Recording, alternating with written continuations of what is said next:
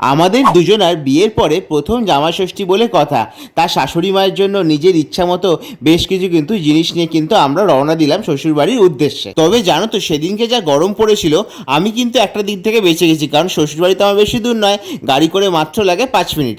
তারপর ওখানে গিয়ে তো দেখছি শাশুড়ি মা আমার জন্য অপেক্ষা করছিল সমস্ত রকম ব্রেকফাস্ট সাজিয়ে। ব্রেকফাস্টে ছিল গরম গরম নান, সাথে চানা মশলা, মিষ্টি, নানান রকমের ফল, আর ছিল ফলের জুস। তো এত সুন্দর ব্রেকফাস্ট দেখে তো আমি তো পুরো একদম গদগদ সেই ব্যাপার বলতে পারো। তারপর জানো তো আমি নাকি শুনলাম আমি আসছি বলে শ্বশুরমশাই নাকি প্রায় 4বার বাজারে চলে গেছে। তো শ্বশুরমশাই ফিরতেই কিন্তু শাশুড়ি মা শ্বশুরমশাইকে ডেকে আমি আমার যে গিফটগুলো ছিল তাদের জন্য আমি সেগুলো কিন্তু বার করে দিলাম। তবে এই গরম বলে আমি কিন্তু তাদের জন্য আলাদা আলাদা দুটো কোল্ড ড্রিঙ্কসের বোতল এনেছি।